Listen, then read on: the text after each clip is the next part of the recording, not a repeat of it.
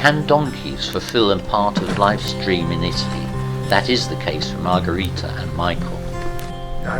A lifelong dream has come true here. First and foremost, it means being happy, and we have become happy here. I think that also we enjoy life here, also because we have animals. It's just a stroke of luck. We made the right decision. It's also a luxury.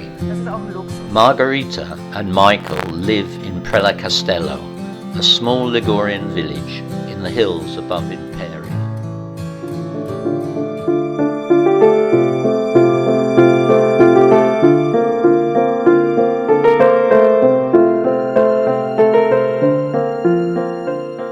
Olive trees dominate the landscape.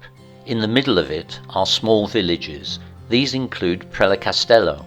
Italy could hardly be more beautiful. We basically came to Italy by accident because neighbours of ours had a holiday home here in a neighbouring village. It was our first vacation in 2000 when we drove an Opel station wagon.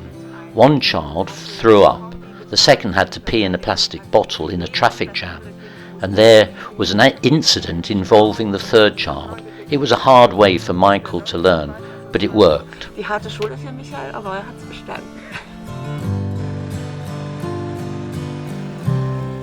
hard learning has worked. The two cultivate their own land and are proud of the fruits of their labour.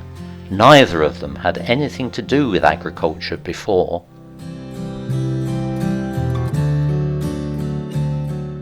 As a goldsmith, I also enjoy my work, but it's a sedentary job. Here in the country, I can let off steam, building walls, cutting olive trees, hiking with donkeys, and there are always 1,000 things to repair and organise. It's just fun. You have to set up a workshop and studio. The new home is also an inspiration. Italy has an incredibly good art scene and also a very good design scene in most areas of life. This applies to design in fashion, to interior design and to top furniture. Margharita has a similar view. She studied art and design in Poland and appreciates the interest in art of her Italian neighbours. She cannot make a living from her art, but it is another way to deal with the new home, especially since 3 cultures meet here: Polish, German and Italian.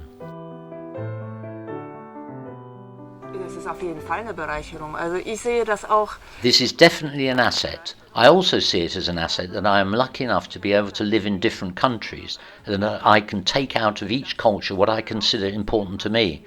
I have the Polish way of welcoming guests and somehow organising things spontaneously and flexibility, which is quite similar in Poland and Italy. For that I have learned the discipline and the order and organisation of things in Germany, which helps me enormously, and I think that it is great. I also speak several languages, and it's very nice knowing how you can express different things in different languages. I can only confirm that I have benefited from these 3 cultures that come together here. I've learnt a lot. Of course, there are also points of conflict that I, as a German craftsman, see with a certain precision thinking and very often colliding with the Italian mentality. Then you see a roof that they have built and you know that it will only last 3 years. But you also learn a lot, and in the end the roof holds, and if it breaks, then you just do it again. You learn other things, and you learn serenity, you learn tolerance, and you learn to enjoy yourself and relax.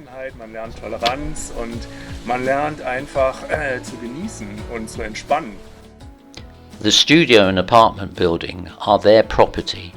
When they bought it, it was a complete ruin. The conversion took more than a year. In the meantime, they also rent it out to holiday guests who appreciate the situation.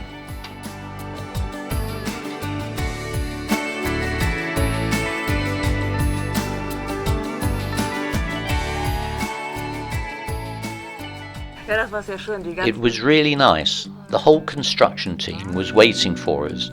The fire burned in the stove when we started it, and it was beautiful. We came from Germany with our Aldi mattresses in the boot so that we could get some sleep.